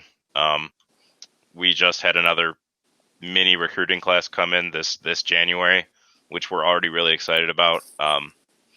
So I know it's a total homer pick, but I think this team's poised to make the top 16 for sure. Hey, that's okay. Also, I got some messages here. So first off, I would like to point out Kyle Fitzpatrick said that it's called the all decade list. So and also fair. we have a list. So a handful of people sent me names. Here's what we have. Okay. Jason Stein, Saginaw Valley State. Jacob Lesky, Central Michigan. Jesus. Yep. Jesus. Kevin Bailey. So Yep. I don't know him, but that's what I heard. I wish I did. Andrew Hassett from JMU. Wow. If anyone remembers him. I remember him. Yeah. Yeah, Doak, also from JMU. The short guy, he was good at catching. I Yeah. liked him. Kenny Mize, Jardine, both from Saginaw. Tyler Wickham from Bowling Green. Fair. That's fair. Colin Sporer from Towson, apparently. Ooh. I didn't realize that he was a hated player. He's a nice guy. He's a very nice guy. Yeah. I think he's on the all not hated list. Flat Earth guy from Towson. Yeah, that kid's on the list. He's on the list. Yeah. Someone said Billy Cameron from Kent State, which also I think he's on the all lovable team. Right. That's true. And then Laney from Ohio State. Yep. Brett Hadwin wrote that one. Yeah, he's on the list. Yeah. Anyway, that's the list that we have so far. But I'm let's move on to the next I topic. wasn't mentioned, to be honest, but fair. Anyway, Wow. Ooh, no, You right. we got another one. I was very hated. Oh, here it comes. Casey Bielik just messaged me. He said, "I love him, but Nick Watson," and that's another fair pick. Oh, there's layers So- to that. There's layers and layers. And Friendly fire there. Two Central Michigan guys. Ooh, man. Anyway, so let's do our national championship picks. Let's do. I guess we can go rapid fire and do our final four picks in order, and then maybe a couple teams that we think are dark horse. I know that we sort of already did this prediction, but based off the new information that we have from the last tournament, let's do it. Real quick, do you want to do like a quick Facebook poll for who might be a dark horse? If you can for do the a poll in this video, yeah, go for it. Yep, I can do that real quick. Oh, okay, Fire nice. that up. We'll just do. Let's do top four picks first while we wait for answers there. Yeah, that We way have, we can try to get the audience a little bit involved. We have Max Kowalski and Adam Pfeiffer added to the list as well. So just wanted to give them shout outs. Sorry to blow your cover, but those were both from Felix. Oh wow! I think he's speaking for the people, not himself. Oh, Maybe- Oh, I maybe actually both. have another wait. vote here. For, Also, Peyton Ed. Schuster just got added. I've got another vote for Adam Pfeiffer. So Oh boy, man, we're getting a lot of votes for this oh man, this is engaging topic. this is good. We might have Go ahead. we might have to do a separate article on this. We might have to. So before we do our actual official picks for national title, I know that you're going to make a poll for that, Shadid. Yep. We can talk about the interesting topic that Wes and I have discussed, Okay. and that is with the all-decade list, and we're going to have some other all-decade awards given out to the best team, best program, best rivalry, stuff like that. So that's all coming out later in the next month, I'd say. But in the meantime, one thing that we could talk about is the next decade, so 2020 to 2029. What are teams? I think the question was, what teams that have never won a national championship are going to win a national title during this decade? So between this season and the 2029 season, what schools have the best shot to join the list of teams that have won a national title? Oh, it's MSU has to be on that list, right? I mean, we've been so close for almost the whole decade, pretty much. So, and I mean, this year is a good shot. Obviously, as we've talked ad nauseum at the beginning of the podcast, and next year when they get Peyton back, a healthy Peyton Schuster back, that Plus team is their going to whole be roster. plus another top 3 recruiting class, presumably. Yeah. That team is just going to be frightful to play next decade, I think. Yeah, Michigan State is an easy pick, I think. Frightening. Yeah. But also they're cursed, so who knows? Maybe they never Very win one. true. I would know. Yeah, The lack of there's chill a little bit of a continues. curse there. The lack of chill continue. It's crazy that we just picked a team. The first team out of Wes's mouth is Michigan State, a team that at the Michigan Dodgeball Cup, which is just the teams within their own state. Michigan State hasn't had a winning record since the very first year in 2005 when it was a 2-team event and they won a game. Yo, It's a sad stat. If anything They else, haven't. Michigan State is 1,000% cursed at the MDC. Oh my. They Lord. are cursed at the MDC. 1,000%. Oh my lord. Okay. So Yeah, you're next, Jadid. Take a pick. I'm going to go on a whim. I'm actually going to say Miami. I know that, and the reason why I say Miami because I know like they was defunctional at the end of my undergrad career. Then they came back during my graduate career. Um, Tom Moran did have done such a fabulous job as a leader for that team, and they and where they was in the beginning of like the middle part of last decade to where they at now. Yeah. If they can continue to recruit like young talent, like that freshman who's on the overtime six, Hmm. and develop players like that, True. they're gonna be around for a while. Yeah. Yeah. Yeah. That's a good pick. I like that Uh, one. is it my turn if we're going around the horn here? Yeah. Yeah, I will say Cincinnati. I'm stealing that one from Wes. I know that they've been one of the most improved teams when you talk about it's only their second season in the NCDA and they're already on the cusp of making the top 16. They almost beat Central Michigan, and they're going to be even better next year. They're going to have more recruits that develop, and then obviously with two pretty good transfers coming in, that'll help them too. Yeah. So I'll say Cincinnati between now and 2029. I think that's a safe bet. absolutely. Yeah. I've got another pick. Go ahead. Yeah, all right. JMU. I mean, we've been saying it since they've come into the league, but if they can ever get the strategy together, and I think Evan's doing a much better job this year than strategy wise than the team's done in the past. They've been as talented or more talented as any team in the league since their inception, pretty much. Yeah, I don't see why the team's not going anywhere, and they always seem to find new guys who throw 70. So That is true. at some point they have to put it together, right? They just At like some Towson point. finally did. Why not JMU? So Shadid, Which you have another pick? no, I don't really have another pick. I mean, my other pick was actually I lie. My other pick was actually going to be Ohio. yeah, Good choice. If not this year, definitely in the near future.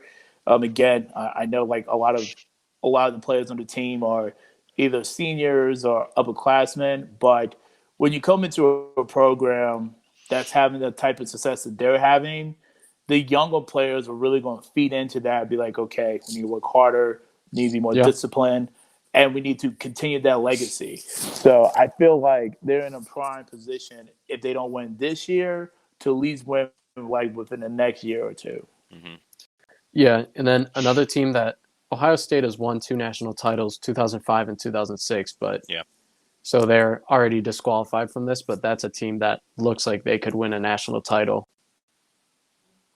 Yeah, that's more than fair. well, rip Kevin. All right, so as we're still going through this list, If they continue to improve. So yeah, that's my pick. What were you saying? yeah, as we're still going through these different topics, I'm about to put up a Facebook poll. Who is a dark horse for the national championship? I currently got JMU and Bowling Green. Two other teams that y'all want to pick?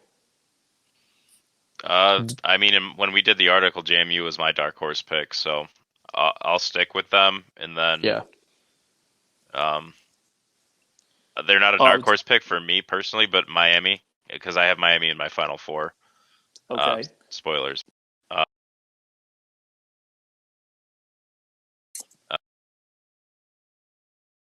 Yeah, all it takes is Yep. So for well, for JMU, Miami, and VCU, that's fair. I think I'd be remiss to leave OSU off that list. You know Yeah. what? Ohio You State know was what? my pick. You're right. So let me. I would put a BG. Good I like poll VCU though. put.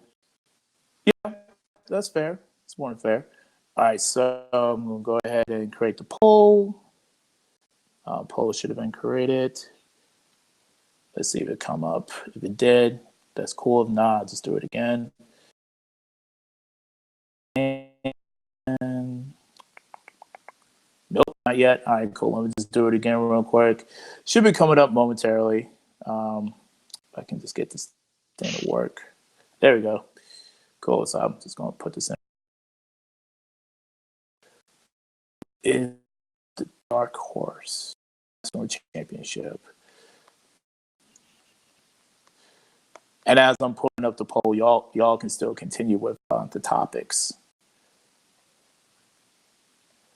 Y'all may not be able to see it, but the audience should be able to see it.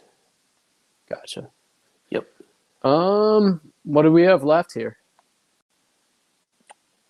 Good point. We're getting close to the end. We haven't exactly given our championship picks. Oh yeah, we gotta do that. So we can do that while this one's while we're waiting for results from this. So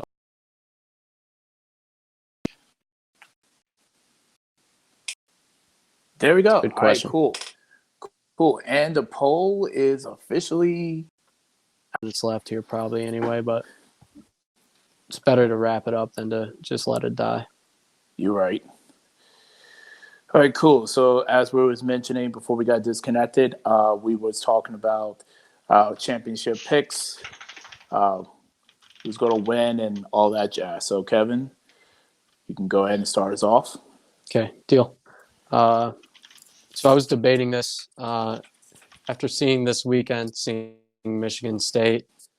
I see them having the potential to take down any team in the country, but I also see a team that might struggle with consistency, might struggle with being able to hang in there when they have 6-7 games in a weekend. So that's a concern for me, but I still have faith that they're going to be able to get the job done when it matters and at least make it to the title game. So my picks are Grand Valley State as the national champion, Michigan State, a little bit of a homer pick there with Grand Valley, but you never know.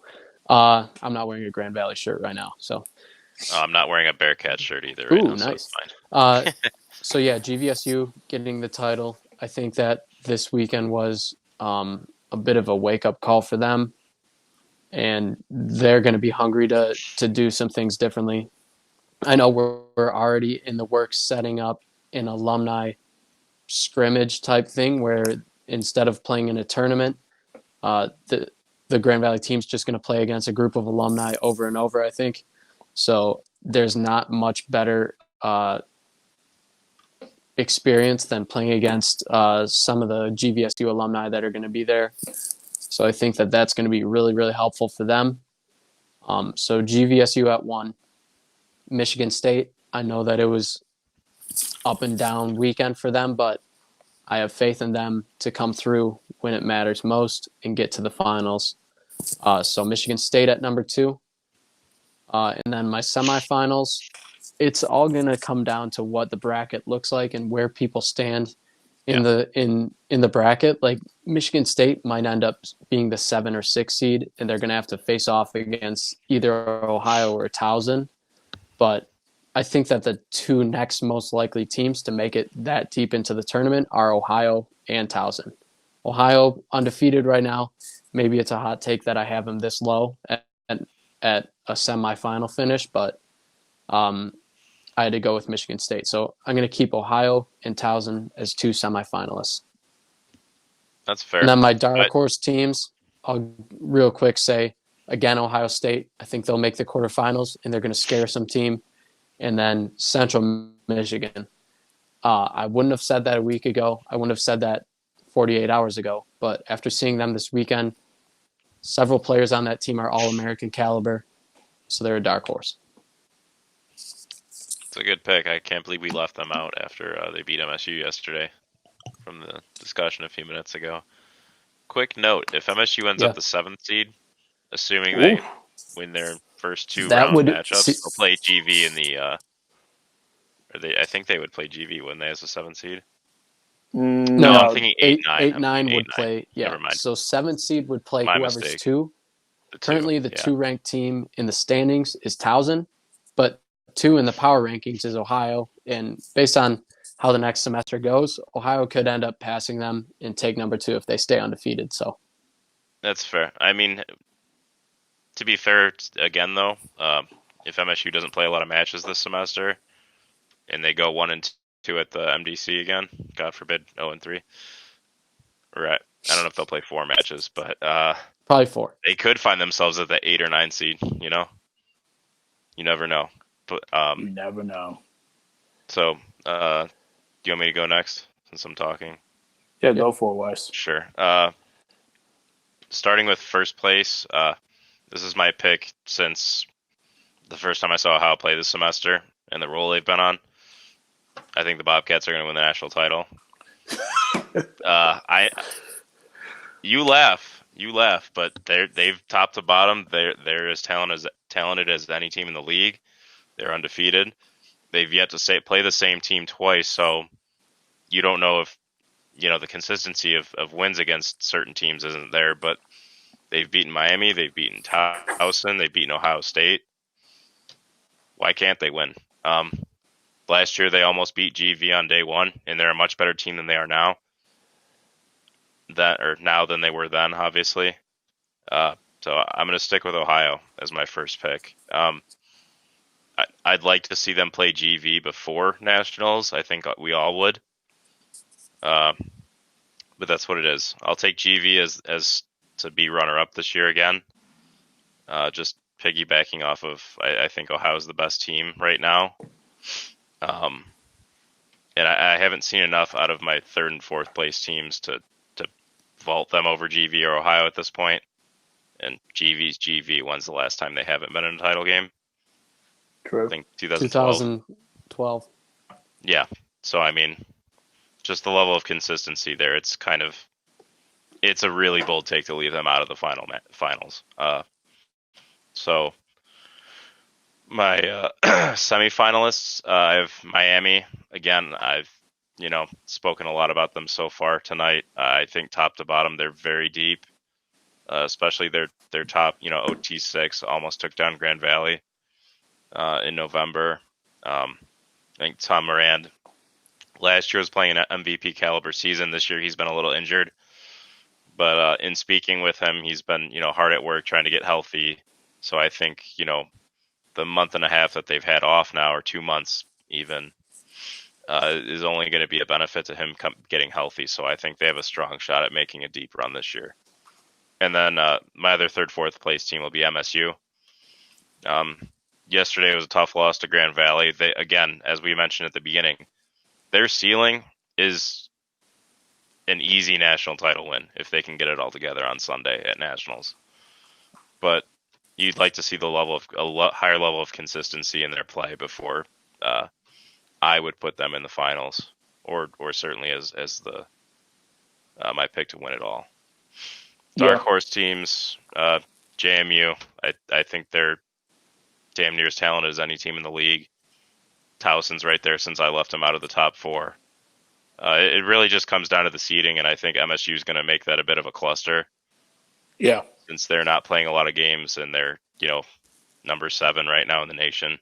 So it'll be interesting how the seeding shakes out Sunday at Nationals. So Yeah.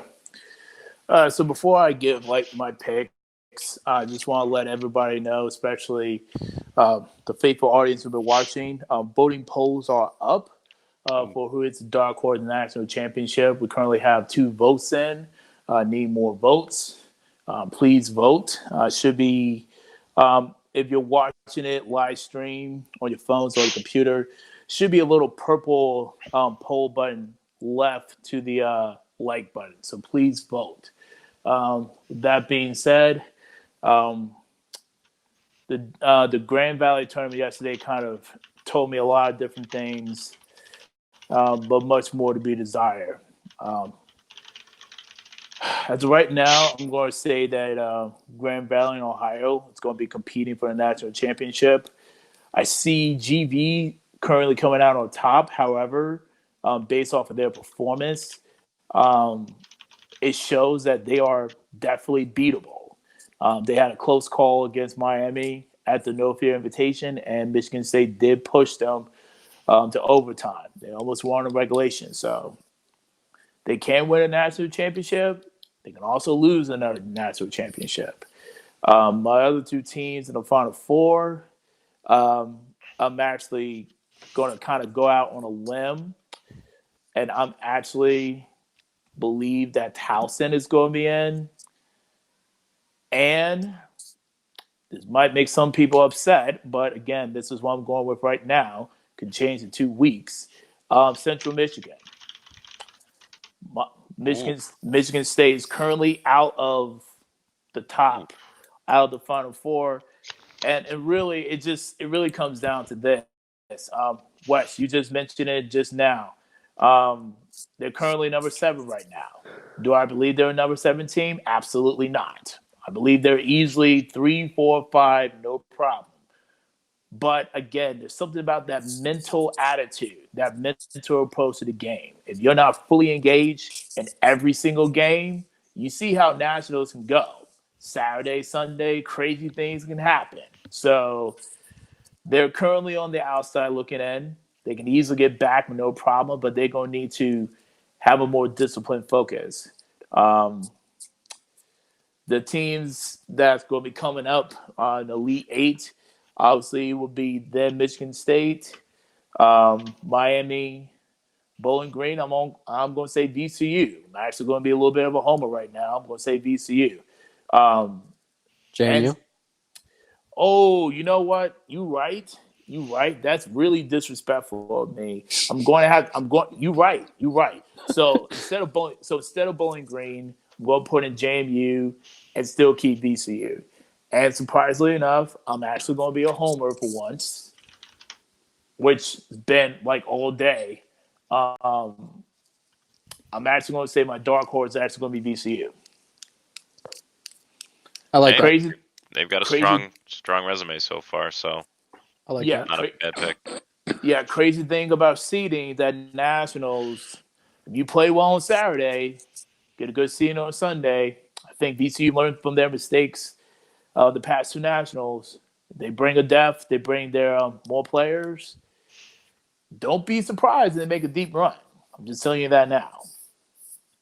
So that's what I got.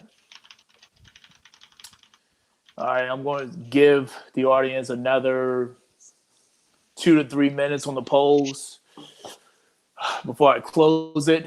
We've got Unfortunately, a we only hot get topic we can do in the meantime. Yeah, let's do it. I got this from Jacob Weber. Submitted the suggestion. Who do you okay. got? And I know we might need a second to think on it and pull up the standings. But who do you think's going to win the first ever? I don't know what we're calling the tournament, but the B tournament. Secondary bracket. I don't know. Yeah, Okay. name TBD. Yeah, I got a few picks. All right, if you got. All right. So it's very tough because if you look at, let me list off real quick. I'll start at number 10. Number 10 is Ohio State. 11 is Maryland. 12 is Wisconsin-Platteville. 13 is Saginaw Valley. And there's a big drop-off between 12 and 13 in terms of their points. Mhm. So 13 is Saginaw Valley. 14, Penn State. 15, Akron.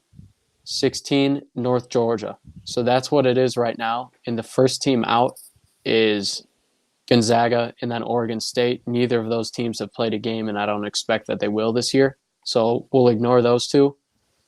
The next team out is Western Michigan, then Cleveland State, then Kentucky, then Cincinnati, then Nebraska, then Virginia. And we can keep going down from there. West Virginia's close. Kent is West Virginia, Kent, and Ball State are all right there underneath them. So Yeah. I'm going to say the thing is I think that Cincinnati will get in and maybe Kentucky as well will get into that top 16, depending on how they do on day one of nationals, how they do during this semester, how many games they play. So I think those two teams have that potential. but it's hard to say which teams will drop out. If it's going to be North Georgia, or Akron, or a team like Saginaw Valley, even. Yeah.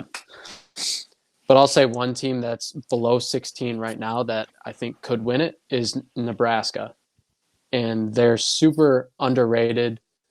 They don't get discussed enough nationally, but Nebraska took Wisconsin Platteville to overtime this season, Wow. and I think that's one of the games that doesn't get talked about enough. So I think that's worth mentioning that they're a team that could win it. And then a team like Kentucky, obviously, or Virginia, even if those teams bring their best roster, I have faith in either end up winning that bracket. So Okay. Yeah. yeah, There's a lot of teams to choose from, and like you said, we don't know what the bracket's going to be. Obviously, yeah. a lot of mat dodgeball to be played between now and nationals. Cleveland State's another team that Yep. hot Yep. and cold, but if Yeah. they're on, then they'll win that bracket. Yeah, I would agree. If Cleveland State's in that bracket, I think they have to be the favorite. I think they're the strongest team. Yeah. Obviously, I think my team's going to be in the top bracket. So, besides, I think Cleveland State's one of the top teams of the lower tier as far as the lower tier goes. So I think they would have to be Yeah. a favorite if they're in it. That's fair. Let's see. West Virginia, another team that's, or as Kevin would say, Western Michigan. So West Virginia, we talked a little bit about them for the preview of the Ohio tournament. I think they're a pretty talented team. Corey Naziatka, Corey, is probably an All-American caliber player, if not this year, then next year. I think that team would be another strong pick to win that bracket, assuming they're in it by the end of the year. UVA, Yeah. Dude, what do you think about UVA? We haven't talked about them at all. Yeah, please You've give us seen a them play. rundown. Sure. So UVA, led by Zane Dermott, easily top 3 East Coast player in the league. You also got Jeremy Shaw. He played with Kent State Yep. earlier in the decade. Now currently in his final year at UVA. UVA definitely got some solid pieces. They should be ranked a little bit higher than what they are right now, but as you already know, the East is kind of loaded with talent, so that's why they're having a rough time. But if they can actually bring a full roster, it's not crazy for them to make a deep run and actually win the whole thing. You got Zane, you got Jeremy, you have number 2. I forgot his name already. My apologies. They do have solid pieces. They kind of play, I want to say the best way how I can describe them. They play a similar pace to Maryland, but not quite as athletic. That's probably the best way how I can describe them. Interesting. Yeah, it's very interesting. But when they have their players and when they're firing all cylinders, they can definitely take some games and get some wins. They've just been having a tough time because the East is not weak. So it's a down year for the East, but still not a weak region to say the least. Sure. But yeah, I would probably say that the favorites will probably be Cleveland State for this bracket. Yeah, Don't assuming think, they're in it. assuming they're in it. I mean, they're not too far away from getting into the round of No. 16. They definitely could. Yeah, I mean, if you take away, Gonzaga and Oregon State, they're only behind North Georgia. So a couple of wins, and they're right in. So Yeah, they're that makes them number 17. So I mean, 18, Western Michigan. is yep. Western still ahead of them though? I don't think so. Oh yeah. Oh, this isn't updated. You're Yeah. right. Oh Yeah, thank you're Yeah, right. Western had to have fallen a few points. So Yeah, and CSU was barely below them. So Right. they're going to jump. Yeah. Oh, sweet. Thank you, Hunter. UVA studs, Zane Dermott, Ryan Kelly, Jeremy Shaw, Jake Coleman, and also Ryan. So those are 5 key players for them. If any of them are on, they're going to be a tough out. Nice. What's that poll looking like? What do you got? Not a lot of people vote, unfortunately. So Damn. I know, man. Well, first time doing a poll. No votes for JMU. No votes for Ohio State. 33% say Miami, and 67% said VCU. Nice. Yeah, a But lot of to be VCU fans in the chat. But to be fair, because I'm an honest savage, so I can't lie to the people. Only 3 people vote, so I'm just going to take that with a grain of salt. Okay, we'll do Fair. better next time. I promise. Yeah, we'll have some preloaded poll questions going. We'll do better next time. I'm taking that with a grain of salt. All right. I think we only got like 3 more topics left. Who's 10 the Ohio tournament, discussion of the Beast, and also just me giving a quick breakdown for streaming purposes for this semester. All right. Yeah. We haven't given the East Coast a lot of love so far tonight. Who's slated to go to the Beast? Cool. So I think currently what we got right now, obviously JMU, this is their home tournament. Yep. Towson, VCU, UVA, and Maryland, and West Virginia. I don't think Penn State's going to be going to this tournament. They will be hosting their tournament the week before, so Okay. they may or may not go to this tournament. But essentially, the entire East Coast will be attending the Beast tournament. Nice.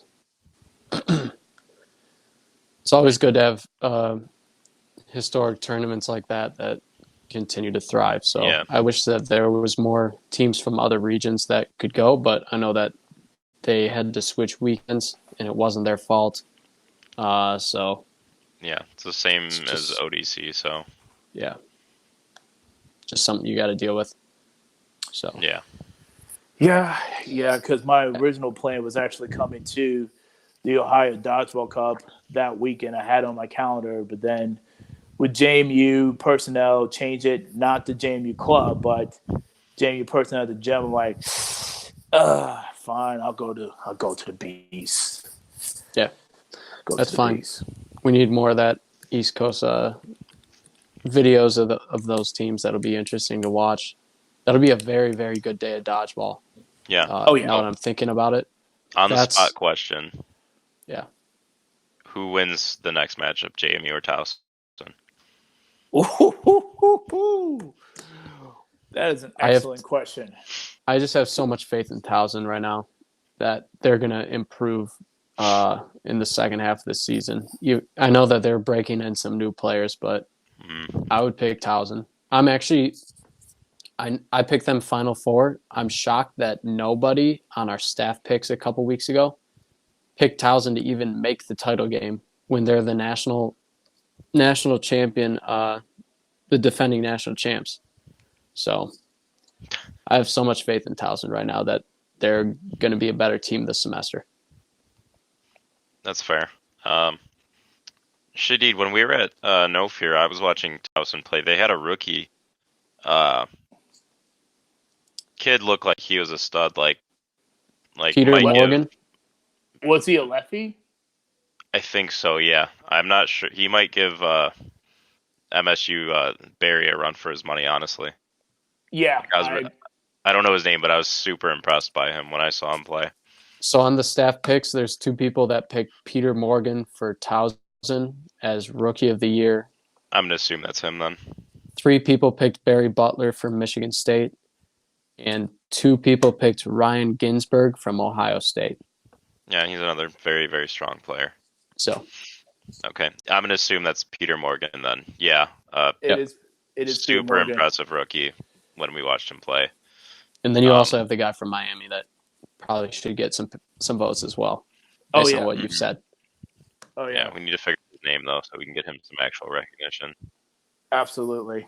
I just quickly shot up another poll. Who will win the next matchup, JMU versus Towson? For those who are in the watch party, see if you can try to vote. Voter will be up right now. Yeah. Hunter Um, said in the watch party, I don't think you see the poll if you're in the watch party. oh my goodness, geez, why they just can't go to average Joe broadcast and just vote there like everybody else? Oh well, okay. I'm getting off topic. But that next matchup between Towson and JMU is going to be very, very interesting. I know Towson had a tough heartbreak. I'm going 1-2, losing to Ohio and Grand Valley. But I feel like this team's going to be motivated. It is kind of disrespectful for a lot of us not to be picking them in the national championship game, as Kevin mentioned. I feel like they're going to be firing on all cylinders, starting their next tournament.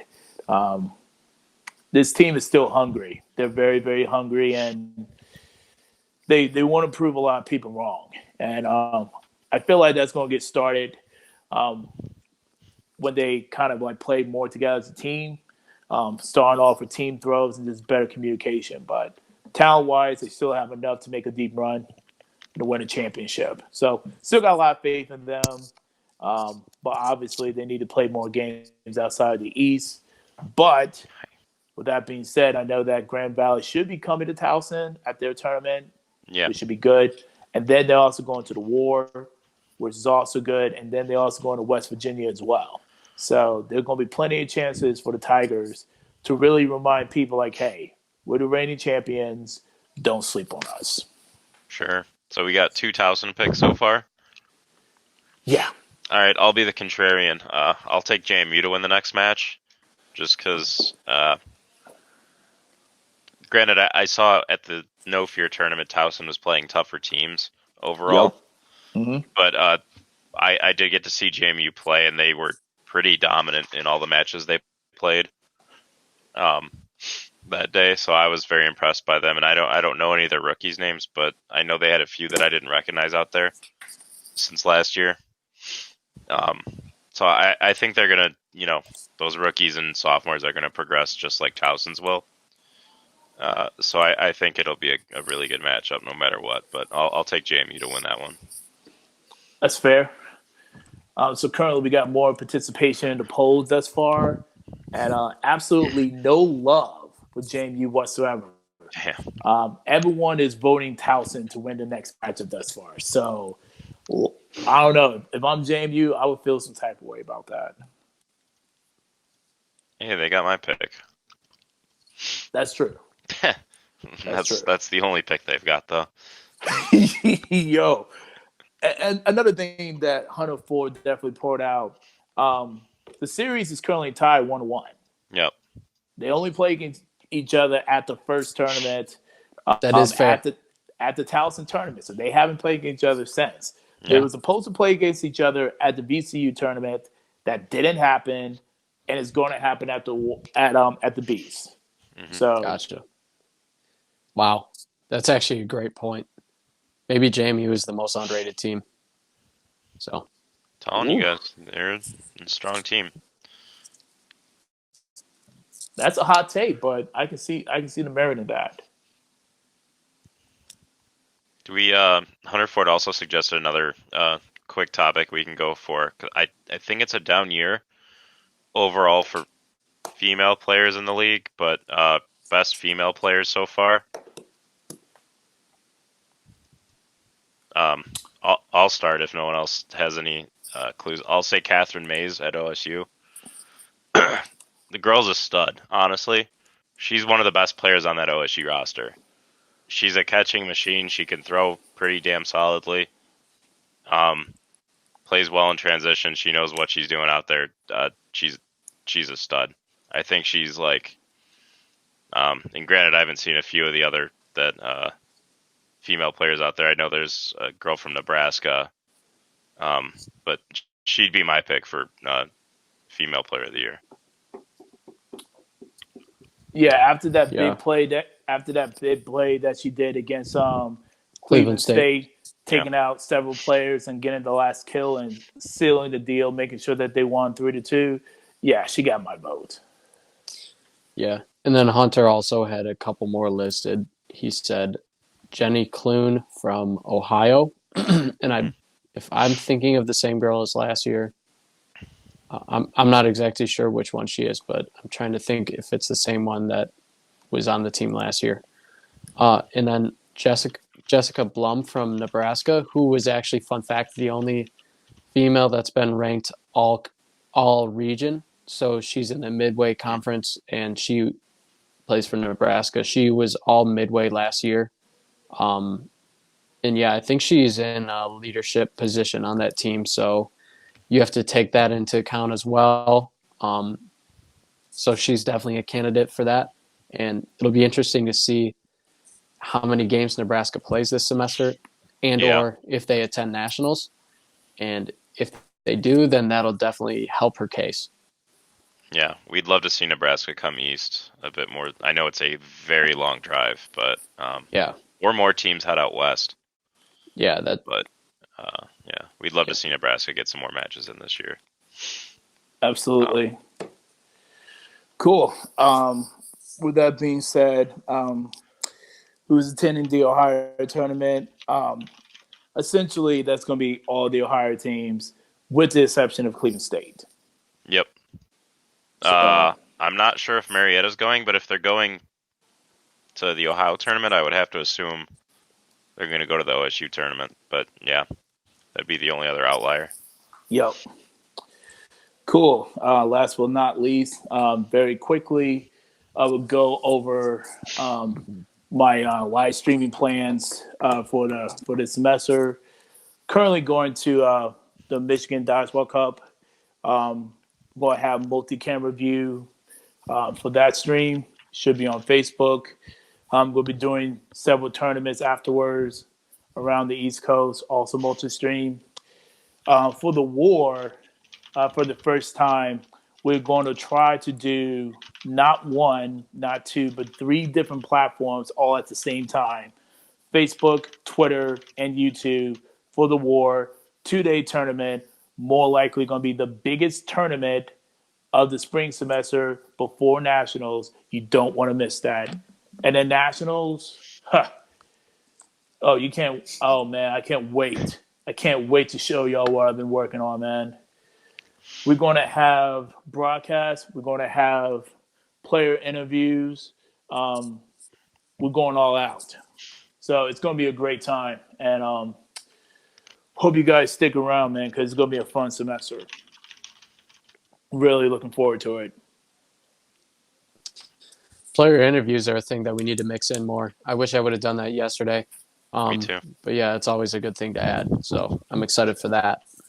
That would definitely be implemented at the Michigan Dodgeball Cup because we definitely have some hot take questions for Mike Riley, Peyton Schuster, Mix Oliver, some of the GV players, even Western Michigan as well. It's going to be a fun time. Yep. All right. That's pretty much all I got. All right. Let's wrap her up. Any closing thoughts, gentlemen? Make sure to tune in to the next stream that we have for a tournament. And just any players out there on teams, just get as many games in as you can before nationals. Experience is the number one thing that'll help you. So if your team can make it to a tournament or you're considering maybe going, try as hard as you can to get your team to go. It's only going to help. Yeah. So, Yeah. The sweet spot before nationals is a solid 20 to 25 matches. If you hit that number, your team's going in the right direction. So I've got one closing thought. Go Cats. Of course. Yikes. Of course. Bobcats or Bearcats, though? Both, actually, because, I did pick the Bobcats to win the title That's game. fair. So, That's fair. but, Go Lakers. I'll say that both for Kobe tribute and then also Grand Valley. So that's my closing thought. There you go. Fine. Last but not least, go Rams. VCU. There you go. And that's about it. Thank you for watching, and we'll see you guys real soon.